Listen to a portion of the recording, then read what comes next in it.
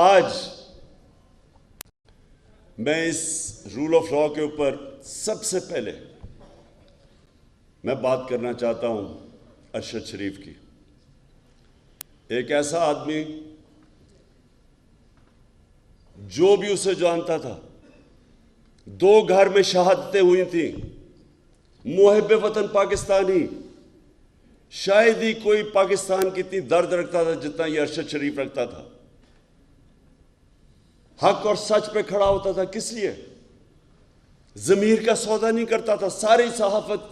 ساری صحافی آج جتنے بھی ہیں سب جانتے ہیں کہ ارشد شریف کے ضمیر کی کوئی قیمت نہیں تھی. اس کو کوئی لفافہ نہیں دے سکتا تھا. سٹینڈ لینے والا تھا، حق پہ کھڑا ہو جاتا تھا. امر بالمعروف، اللہ کا حکم ہے کہ اچھائی کے ساتھ کھڑے ہو، بدی کے خلاف جہاد کرو.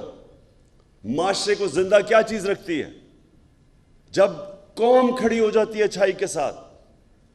جب قوم اچھائی اور برائی کے اندر فرق کرنا ختم کرتی ہے، تباہ ہو جاتی ہے قوم. اس لیے اللہ نے قرآن میں ہمیں حکم دیا ہوا ہے. کہیں اس نے اجازت نہیں دی انسان کو نیوٹرل رہنے کی، کہیں اجازت نہیں دی. اور ارشد شریف وہ آدمی تھا جو سچ پہ کھڑا ہو جاتا تھا، پاکستان کے انٹرسٹ کے لیے کھڑا ہو جاتا تھا. میرے سے کئی دفعہ اس نے میرے اتنی تنقید کی میری، جب وہ سمجھتا تھا کہ میں غلط کر رہا ہوں. کسی مافیا کو نہیں بخشتا تھا. اپنے پروگرام میں بار بار یہ جو 2 لٹیرے خاندان جنہوں نے ملک کو 30 سال سے لوٹا ہے، ہر پروگرام میں ان کو ننگا کرتا تھا، ثبوت کے ساتھ. دھمکیاں ملتی تھیں، پیسے کی آفر ملتی تھی، لیکن نہ اس کو کوئی خرید سکتا تھا، نہ ڈرا سکتا تھا.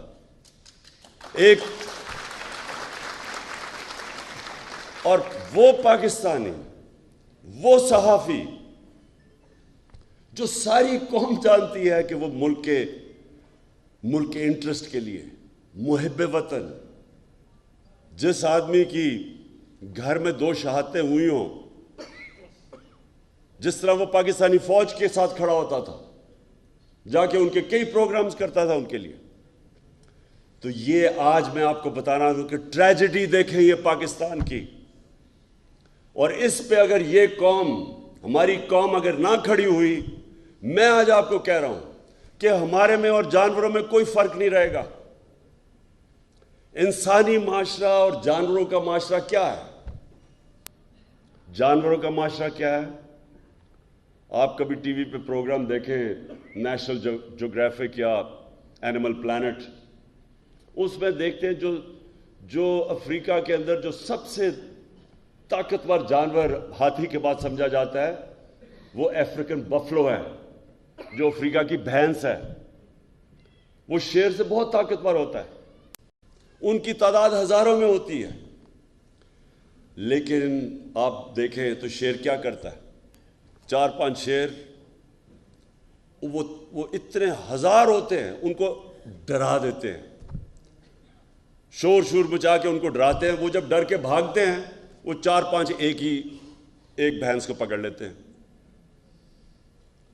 اگر وہ نہ ڈرے اور اگر وہ خود غرض نہ ہو تو کوئی شیر کی مجال نہیں ان کے قریب جانے کی.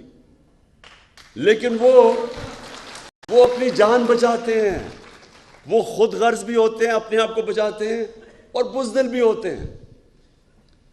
انسانی معاشرے کے اندر جب کوئی طاقتور اس طرح ہجوم انسان آتا ہے تو اللہ نے اس لیے جہاد ہمارے اوپر فرض رکھی ہے. جہاد فرض ہے مسلمانوں پہ. کیونکہ جہاد میں آپ ظلم سے بھاگتے نہیں ہیں، ظلم کے سامنے سر نہیں جھکاتے، ظلم کا مقابلہ کرتے ہیں. یہ حکم ہے اللہ کا. اللہ کو تو کوئی فائدہ نہیں پہنچا سکتا. ہم اپنے اوپر ظلم کم کرتے ہیں جب ظلم کے سامنے کھڑے ہوتے ہیں. ایک معاشرے کو زندہ رکھنے کے لیے ہم ظلم کا مقابلہ کرتے ہیں۔ ارشد شریف، اس کو جب دھمکیاں آئیں، نامعلوم نمبروں سے دھمکیاں آئیں کہ یہ نہ کہو، سچ نہ بولو، یہ جو رجیم چینج ہوئی ہے، وہ جب اس کو ایکسپوز کرنا شروع کیا، اس کے اوپر دھمکیاں آئیں، ڈرایا گیا، پھر مجھے انفارمیشن آئی کہ اس کو مارنے لگے ہیں۔ اس کے گھر میں گھس کے انہوں نے ڈرایا اس کو، اس کی فیملی کے سامنے، باہر گاڑیاں کھڑی ہوتی تھی، ڈراتے تھے صرف اس لیے کہ وہ سچ نہ بولے۔ نہیں مانا۔ پھر میں نے اس کو بتایا کہ مجھے انفارمیشن ہے، جس طرح مجھے انفارمیشن اپنے اوپر تھی کہ مجھے بھی وہ 4 بند کمروں میں جنہوں نے فیصلہ کیا تھا مجھے مارنے کا، میں نے اس کو بتایا۔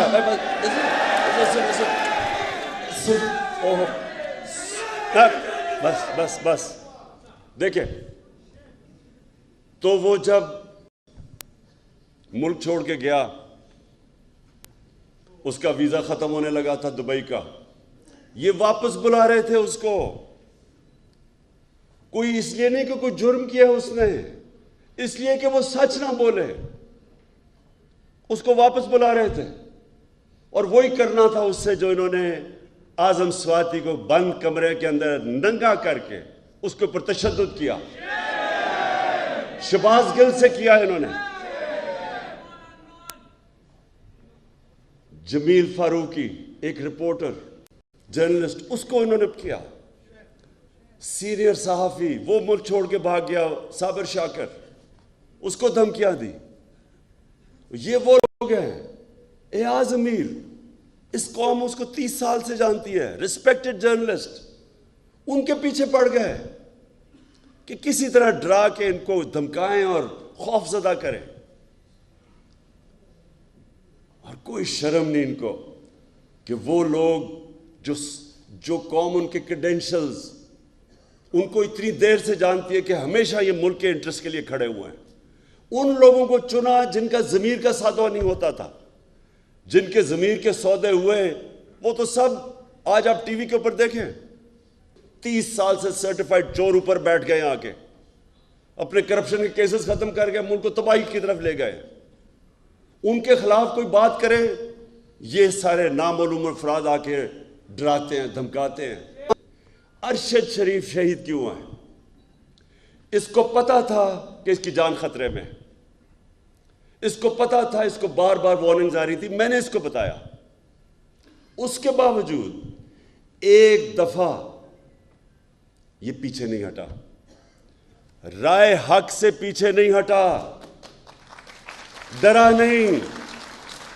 اور آخر میں یہ جو اس کو ٹارگٹ کلنگ کی گئی ہے، یہ جو مرضی لوگ کہیں، مجھے پتا ہے کہ یہ ٹارگٹ کلنگ کی گئی ہے اس کی، اس کو جو مارا انہوں نے، اس کو شہید کیا، سارے صحافیوں، جتنے بھی پاکستان کے صحافی ہیں، یہ آج آپ سب کے لیے ہے کہ آج آپ چاہے ارشد شریف کے سے متفق ہو یا نہ ہو، یا آپ دوسرے کیمپ میں بیٹھے ہو اور ان چوروں کی حمایت کر رہے ہوں، یا آپ کے اوپر لفافے چلے ہوئے ہوں، ضمیر کے بیچے ہوئے ہوں آپ نے، پھر بھی میں آپ سب کو کہتا ہوں کہ یہ ہے پاکستان کا وہ صحافی جو شاید ہی میں نے اتنا دلیر، ایماندار اور محب وطن صحافی دیکھا ہو جو بالکل اپنے موقف سے پیچھے نہیں ہٹا، جان اپنی خطرے میں ڈال کے وہ کھڑا رہا رائے حق کے اوپر۔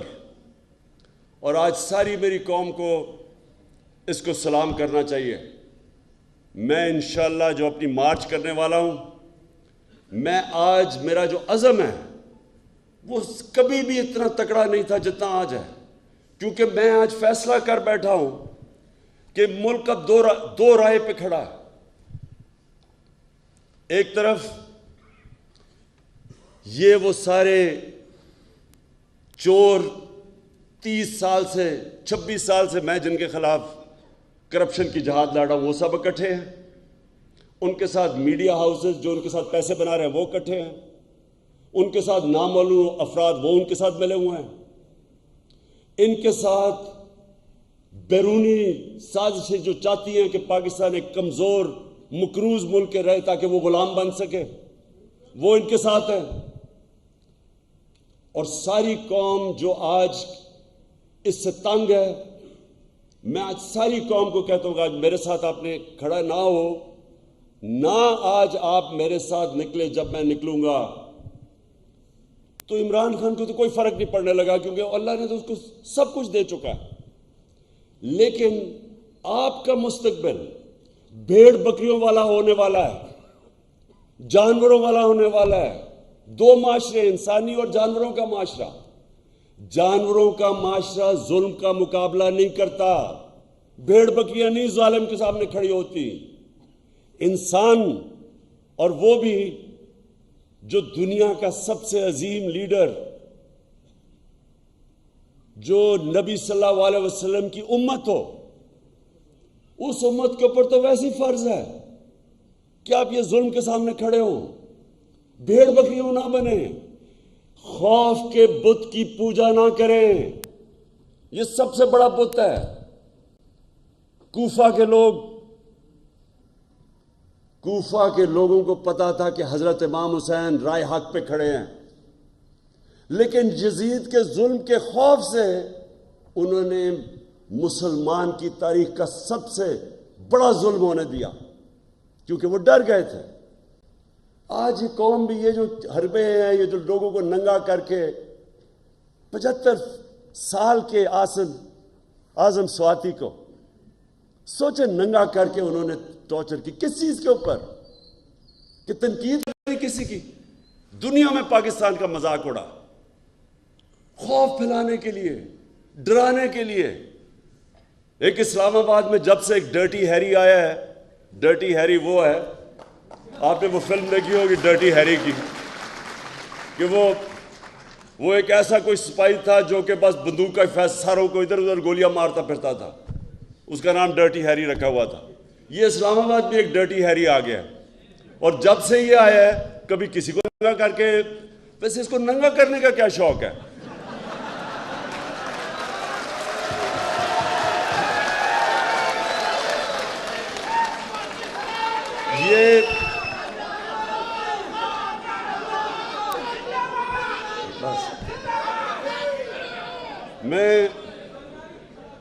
یہ وہ لوگ، میرے پاکستان کی وکلا برادری، یہ جو مرحلے پہ ہمارا ملک کھڑا ہے، یہ آپ سب کے لیے چیلنج ہے۔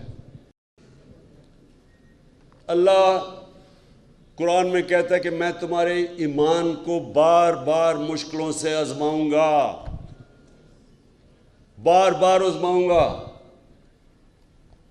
وہ کیوں کہتا ہے؟